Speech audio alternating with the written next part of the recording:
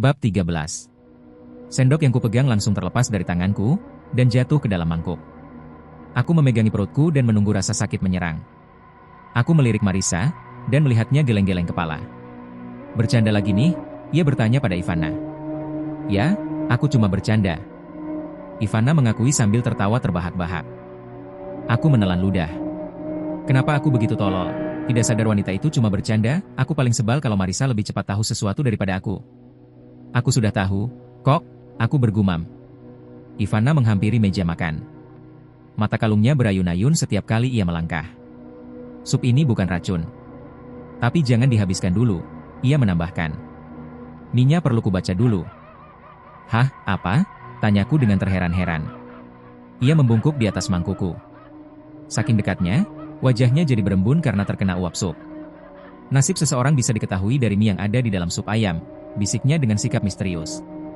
Ia mengamati mie yang tersisa di mangkuku. Kemudian ia beralih pada mangkuk Marissa.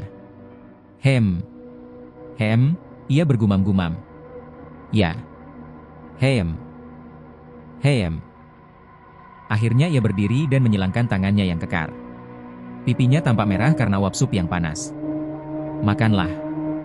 Habiskan sup kalian, perintahnya. Sebelum keburu dingin. Apa yang terbaca tadi? Tanyaku. Apa yang terbaca dari mie kami?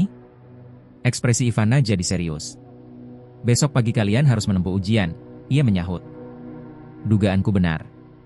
Aku tahu kenapa kalian dating kemari. Aku tahu apa yang kalian cari. Ia membetulkan letak helm di kepalanya. Aku bisa membantu kalian menemukannya. Tapi sebelumnya kalian harus lulus ujian dulu. Ujian apa sih maksudnya? Tanyaku.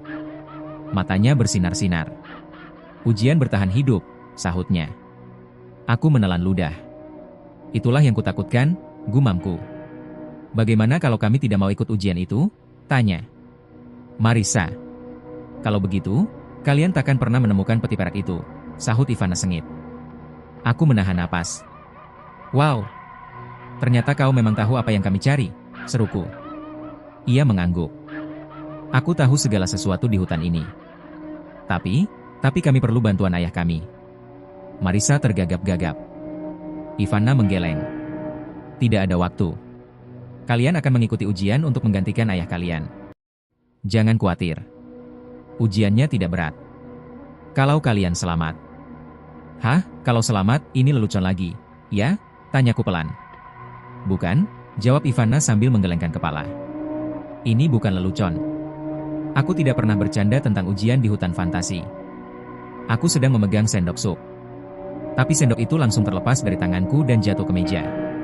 Hutan fantasi, di mana itu, dan apa pula itu? Ivana hendak menjawab. Tapi sebelum ia sempat mengucapkan sesuatu, pintu pondok mendadak terbuka. Embusan udara dingin menerpa tubuhku. Lalu kulihat makhluk buas berbulu hitam di ambang pintu. Sambil menggeram makhluk itu memandang berkeliling dengan matanya yang hitam. Makhluk itu mengertak-ngertakkan gigi, dan, dengan raungan mengerikan, melompat dan menerjangku. Bab 14. Aku langsung menjerit, dan berusaha menghindar. Kursi yang kududuki terbalik, dan aku ikut jatuh. Kursi itu membentur lantai. Aku terempas dengan keras. Aku mencoba berguling ke samping. Tapi makhluk buas itu keburu menggigit kakiku. Aduh, aku memekik. Di tengah jeritanku, kudengar seruan Ivana yang membahana. Lepaskan, Luka. Ayo, lepaskan. Lepaskan dia. Ayo. Makhluk buas itu berdeguk-deguk, melepaskan kakiku, dan mundur dengan napas terengah-engah. Aku bangkit dengan susah payah. Aku melotot, menatap makhluk itu. Wajahnya seperti manusia. Dan dalam posisi duduk dengan kaki belakang terlipat, makhluk itu hampir seperti manusia. Bedanya tubuhnya tertutup bulu hitam yang lebat. Pergi, Luka. Ivana menghardiknya. Ayo, mundur. Makhluk itu mundur dengan patuh. Kau tak perlu takut pada Luka, kata Ivana sambil berpaling padaku. Sebenarnya dia baik, kok. Makhluk apa dia sebenarnya? Tanyaku sambil menggosok-gosok kaki. Aku juga tidak tahu pasti, sahut Ivana. Ia menatap makhluk berbulu itu sambil tersenyum. Luka melompat-lompat sambil meringis dan menggerung-gerung. Dia dibesarkan oleh serigala, Ivana menjelaskan. Tapi pada dasarnya dia sangat baik. Iya kan Luka? Luka mengangguk. Lidahnya terjulur keluar dari mulutnya. Ia terengah-engah seperti anjing. Ivana membelai-belai rambutnya yang panjang dan kusut. Luka segera menjauhinya dan kembali menghampiriku. Ia mengendus-endus sweater dan celana jeans yang kukenakan. Kemudian ia merangkak ke bawah meja dan mencium-cium sepatu bot Marisa. "Pergi Luka," Ivana memerintahkan. "Pergi sana." Ia berpaling padaku. Dia tidak apa-apa, cuma penuh rasa ingin tahu. Dia akan tenang dengan sendirinya nanti kalau dia sudah mengenal. "Kalian mengenal kami?" tanya Marisa. Ia mengamati Luka yang menghampiri Silver Dog di samping kompor.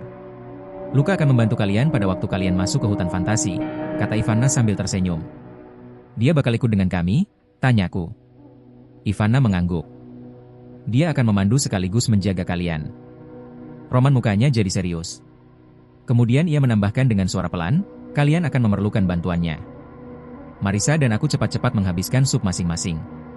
Silver Dog dan Luka mengamati kami dari samping kompor. Setelah kami selesai makan, Ivana membawa kami ke sebuah ruangan kecil. Tak ada perabot sama sekali kecuali sepasang tempat tidur lipat dari besi. "Kalian tidur di situ," kata Ivana dengan tegas. "Tapi ayah kami..." Marisa mulai memprotes. Ivana mengangkat tangan untuk menyuruhnya diam. "Kalian ingin menemukan peti perak itu kan? Kalian ingin mengejutkan ayah kalian dan membuatnya bangga, iya kan?" Marisa dan aku mengangguk. "Kalau begitu kalian harus ikut ujian. Kalau kalian lulus, akan kuberitahu bagaimana cara menemukan peti itu." Ia menaruh selimut wol yang kasar di masing-masing tempat tidur. "Cepat tidur," katanya. "Ujiannya dimulai pagi-pagi sekali." Aku bangun lambat-lambat, meregangkan badan, lalu berbalik untuk menyingkirkan selimut yang membungkus tubuhku. Selimutnya tidak ada. Apakah selimut itu jatuh ke lantai karena ku tendang selagi tidur? Aku mengedip-ngedipkan mata untuk mengusir kantuk.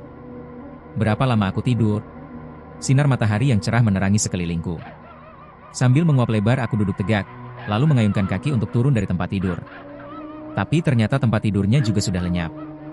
"Hei," aku berseru ketika sadar aku tak lagi berada di dalam pondok Ivana. "Di mana aku?" Aku sedang duduk di rumput, dengan pakaian lengkap. Aku kembali mengejap-ngejapkan mata sampai mataku terbiasa dengan sinar matahari yang cerah. Rumput di sekelilingku masih dibasahi embun pagi. Aku bangkit. Mulutku terasa kering. Aku benar-benar bingung. Tak ada apa-apa selain hutan di sekitarku. Pikiranku langsung berputar. Ivana sempat bilang bahwa ujiannya dimulai pagi-pagi sekali. Jangan-jangan sudah mulai, mungkinkah aku sudah berada di hutan fantasi? Apakah ujian itu sudah dimulai sebelum aku bangun? Aku menggosok-gosok mata dan berpaling ke arah Marisa.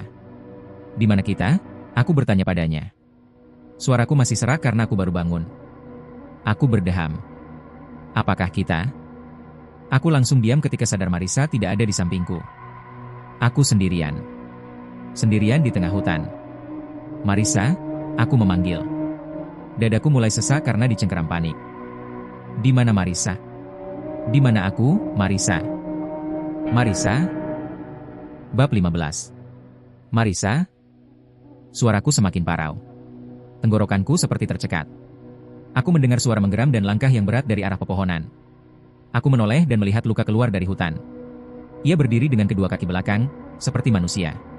Tapi ia melompat-lompat seperti kelinci. Sambil menggaruk-garuk bulu lebat di kakinya, ia menyeringai ketika menghampiriku. Aku tidak membalas seringainya. "Mana Marisa?" tanyaku dengan nada mendesak. "Mana adikku?" Luka memiringkan kepala dan memandangku dengan bingung. "Marisa?" aku membentaknya. "Mana Marisa?" "Di sini." Aku tersentak kaget ketika mendengar suaranya. "Di mana kau?" Sepintas lalu aku melihat rambutnya yang merah. Kemudian kepalanya menyembul dari balik semak-semak berdaun lebat. "Aku di sini," ia berkata sekali lagi. "Kau masih tidur tadi. Jadi kupikir lebih baik aku jalan-jalan dulu." "Aku sudah takut kau hilang," aku mengakui. Aku berlari menerobos alang-alang untuk bergabung dengannya. "Di mana kita?" tanyaku. "Apa yang terjadi dengan pondok Ivana?" Marisa angkat bahu. "Entahlah. Waktu aku bangun, kita sudah ada di sini." Luka menggeram di belakang kami. Aku berbalik dan melihatnya menggaruk-garuk tanah, persis seperti anjing. Mungkinkah dia setengah manusia? Aku berbisik kepada Marisa. Marisa agaknya tidak mendengarku. Ia menunjuk ke tempat di antara dua batang pohon. "Aku menemukan jalan setapak di sebelah sana. Menurutmu kita perlu mengikutinya?" Aku tidak tahu apa yang harus kita lakukan, sahutku kesal. Apakah Ivana sempat menjelaskan ujian yang harus kita jalani? Tidak. Apakah dia menjelaskan peraturannya? Tidak. Apakah dia memberitahu kita apa yang harus kita lakukan supaya lulus? Tidak. Marisa mengerutkan kening karena cemas. Sepertinya kita harus berusaha supaya tetap hidup, katanya pelan. Kurasa itulah yang harus kita lakukan supaya bisa lulus. Tapi kita harus kemana sekarang? Apa yang harus kita lakukan? Aku berseru. Aku mulai kehilangan kendali Deiri. Aku marah dan takut dan bingung semuanya sekaligus. Luka kembali menggeram. Ia berhenti menggaruk, dan berjalan ke arah kami dengan berdiri pada kedua kakinya, seperti manusia. Seandainya Luka mencukur semua bulunya, mengenakan pakaian, dan sekalian potong rambut, ia bakal kelihatan seperti anak muda, aku berkata dalam hati. Sementara aku memperhatikannya. Luka malah mulai melambai-lambai dan menunjuk-nunjuk. Sedang apa dia? Aku bertanya pada Marisa. Marisa melangkah ke sampingku dan ikut memperhatikan. Luka. Luka menggerung-gerung penuh semangat. Ia melambaikan tangannya yang penuh bulu, dan menunjuk-nunjuk ke arah pepohonan dengan tangannya yang satu lagi. Tampaknya dia ingin kita mengikutinya, ujarku. Ya, Marisa membenarkan. Ivana kan sudah bilang bahwa dia bakal menuntun kita. Luka menuju ke pepohonan. Tapi aku masih bimbang. Apakah dia bisa dipercaya? Marisa angkat bahu. Agaknya kita tidak punya pilihan. Luka mulai menyusuri jalan setapak yang menuju ke tengah hutan. Jalan setapak itu membelok di balik semak belukar berdaun kuning. Aku melihat kepalanya naik turun di balik semak-semak. Kemudian ia menghilang dari pandangan. Cepat. Kutarik lengan adikku. Jangan sampai kita ketinggalan. Aku menunduk dan melihat dua ransel hitam tergeletak di rumput. Aku membungkuk, meraih salah satu, dan membukanya. Ternyata kosong. Kuserahkan ransel yang satu lagi kepada Marisa. Ransel-ransel ini pasti ditinggalkan Ivana untuk kita, ujarku. Ranselnya kosong. Tapi sebaiknya kita bawa saja. Kami memasang ransel di punggung masing-masing. Lalu kami bergegas menyusuri jalan setapak, berusaha mengejar Luka yang terus melompat-lompat. Luka berhenti untuk mengendus-endus tumbuhan liar. Kemudian ia kembali menyusuri jalan setapak. Kami menyusul tepat di belakangnya. 2-3 kali ia menoleh ke belakang untuk memastikan kami masih mengikutinya. Jalan setapak itu berkelok-kelok di antara ilalang yang tajam menusuk-nusuk dan rumput tinggi. Kami melewati kolam kecil berbentuk bulat yang memantulkan bayangan langit biru. Udara bertambah panas dan lembab. Tengkuku terasa lengket dan gatal. Kami menyelinap di antara pohon-pohon berkulit putih dan licin. Pohon-pohon itu tumbuh rapat. Kulit pohon yang licin terasa sejuk di tanganku yang panas. Mau dibawa kemana kita? Marisa berbisik. Aku tidak menyahut. Aku sendiri tidak tahu. Aku cuma tahu bahwa Luka membawa kami semakin jauh ke tengah hutan. Kami menerobos di antara pohon-pohon berkulit putih itu. Dan akhirnya kami sampai di sebuah lapangan luas yang ditumbuhi rumput. Batu-batu kecil berwarna kelabu tampak menyembul di sana-sini. Pohon-pohon putih tadi membentuk lingkaran di sekeliling lapangan. Aku mendengar bunyi berkerasa ketika aku mengikuti Luka. Melintasi rumput. Aku langsung menunduk untuk melihat dari mana bunyi itu berasal. Saat itu barulah kulihat buah-buah yang mirip buah kenari raksasa berserakan di mana-mana. Aku memungut salah satu. Coba lihat ini, kataku pada Marisa. Aku membalik dan melihat ia juga sudah memungut 2 buah. Pasti jatuh dari pohon-pohon putih ini, ujarku. Bentuknya sih seperti buah kenari. Tapi buah ini lebih besar dari telur. Marisa menimpali. Aku belum pernah melihat buah kenari sebesar ini. Dan buahnya panas sekali, aku berseru. Aku menengadah dan memandang ke langit. Mungkin karena sinar matahari. Hei! Apa itu? Aku menoleh. Dan kulihat seekor makhluk kelabu berlari melintasi lapangan. Mula-mula kusangka itu anjing, atau kucing yang besar sekali. Lalu aku sadar makhluk itu seekor tupai. Tupai itu membawa buah kenari dengan kedua tangannya, dan melompat-lompat ke arah pohon-pohon. Ekornya yang panjang dan lebat tampak melambai-lambai. Tapi perhatianku langsung beralih ketika aku mendengar Luka berseru dengan suara parau. Aku melihatnya berdiri tegak. Aku melihat kedua matanya bersinar-sinar gembira. Ia berseru sekali lagi. Ia mencondongkan badan ke depan. Mengulurkan kedua tangan. Dan mulai mengejar tupai itu. Tupai itu pun melihat Luka. Serta-merta ia melepaskan buah kenari yang sedang dipegangnya dan kabur ke tengah hutan. Luka langsung memburunya. Jangan, Luka. Jangan, teriak Marisa. Kembali ke sini. Kembali, kami memanggil-manggil. Luka, kembali ke sini. Bab 16.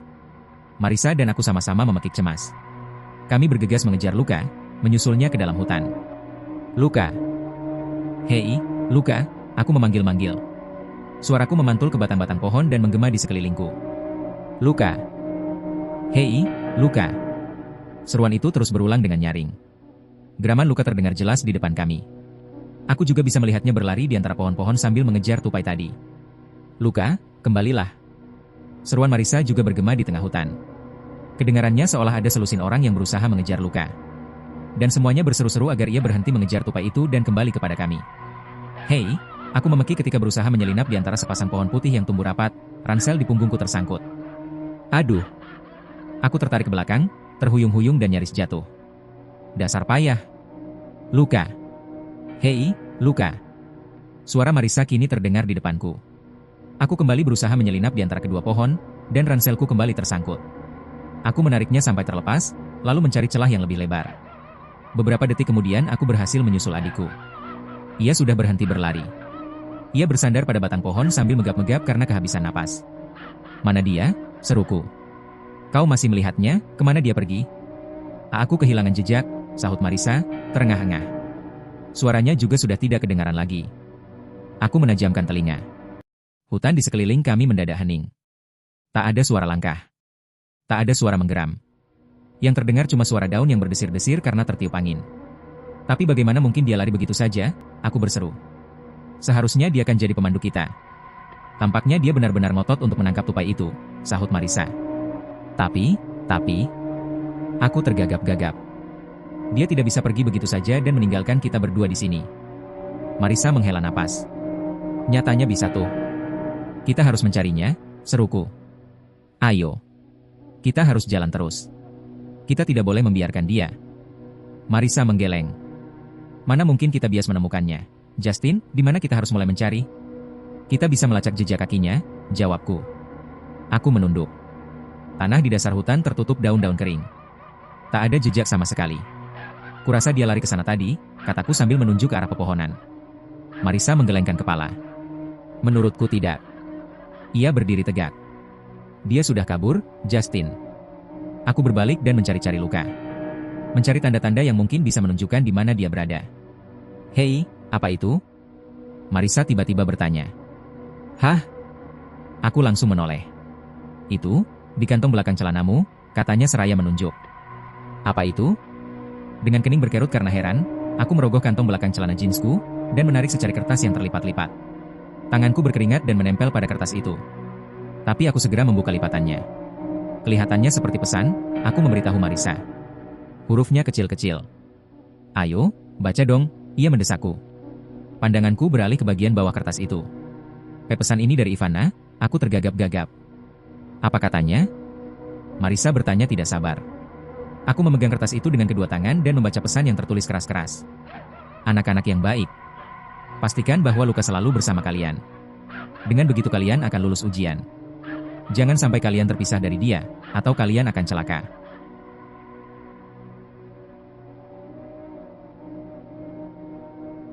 Bab 17. Marisa dan aku berjalan lambat-lambat kembali ke lapangan. Rumput bergoyang-goyang tertiup angin. Sepatu bek kami menginjak-injak buah kenari raksasa yang berserakan di rumput. Aku masih menggenggam pesan Ivana. Aku mengamatinya sekali lagi, sambil berharap aku salah baca tadi. Tapi ternyata tidak. Akhirnya aku meremasnya dengan kesal dan mencampakkannya ke semak belukar. Marisa berjalan di sampingku. Sinar matahari sangat terik. Kami berdua bercucuran keringat. Kalau kita menunggu, barangkali Luka akan kembali, ujar Marisa. Dia takkan kembali, sahutku lesu. Dia pasti sudah bermil-mil dari sini, dan masih mengejar-ngejar tupai itu. Kalau begitu, apa yang harus kita lakukan sekarang? Tanya Marisa. Bagaimana cara kita bisa lulus ujian? Aku mengembuskan napas. Kita pasti tidak lulus. Kau baca sendiri kan apa yang ditulis Ivana. Kita bakal celaka. Paling tidak kita bisa mencoba, balas Marisa. Ia melintasi lapangan. Aku mengikutinya. Kami baru berjalan 6 atau 7 langkah ketika aku mendengar suara yang mengagetkan. Bunyinya snap, bagaikan pensil patah. Menyusul suara kerak, mula-mula pelan, lalu lebih keras. Aku berhenti dan langsung berbalik. Semula aku menduga akan melihat Luka keluar dari hutan. Tapi yang tampak cuma pohon-pohon tinggi berkulit putih. Tak ada siapa-siapa. Sekali lagi terdengar bunyi snap.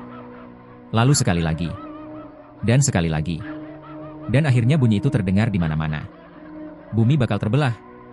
Itulah pikiran pertama yang terlintas dalam benakku. Aku membayangkan bumi tiba-tiba retak. Sebuah lubang gelap menganga. Dan Marisa dan aku jatuh ke dalamnya. Sumur tanpa dasar. Seharusnya Dad jangan menceritakan kisah itu padaku.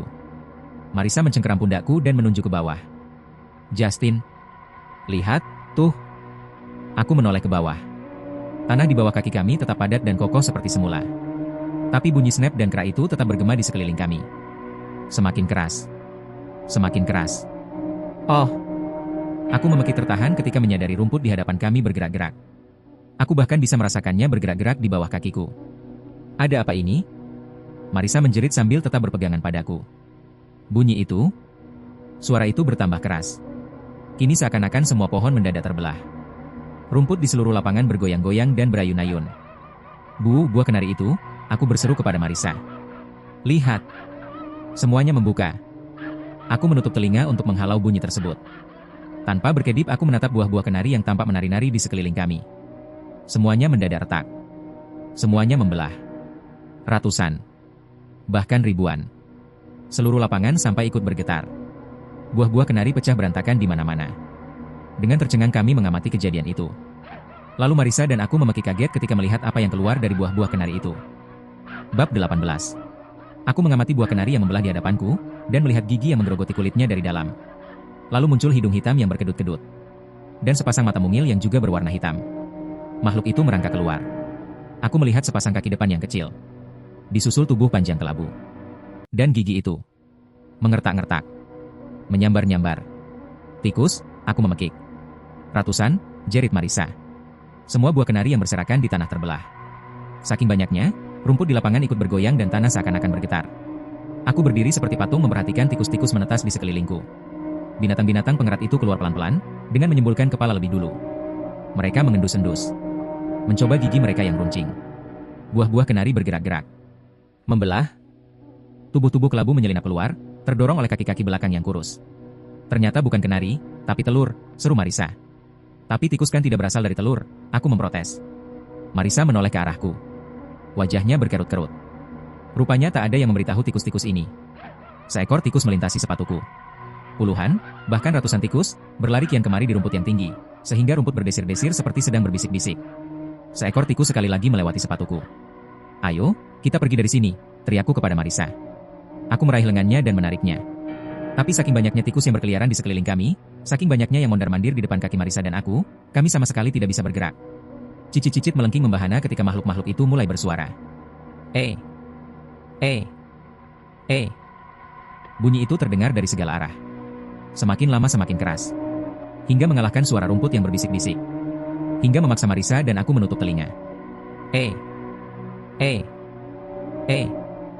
Kita harus pergi, aku menjerit. Tapi mereka ada di mana-mana. Marisa memekik. Kalau kita lari. Au, aku berteriak ketika seekor tikus menyusup ke sepatu botku. Cakarnya yang mungil menembus kaos kakiku dan menggores-gores kulitku. Aku membungkuk untuk menariknya keluar, dan melihat dua tikus lagi bergelantungan di celanaku. Hei! Aku berusaha menepis binatang-binatang pengerat itu. Tapi akibatnya aku malah kehilangan keseimbangan. Jatuh berlutut. Dasar payah. Tikus-tikus berlari melewati tanganku. Seekor bahkan memanjat lewat lengan sweaterku dan naik ke punggungku. Tolong! Marisa dan aku menjerit bersamaan. Aku menoleh dan melihat adikku berdiri membungkuk. Kalang kabut ia berusaha menyingkirkan dua ekor tikus dari rambutnya. Seekor tikus lain sedang menggerogoti bagian bawah sweater Marisa. Dua ekor lagi sedang memanjat kaki celananya.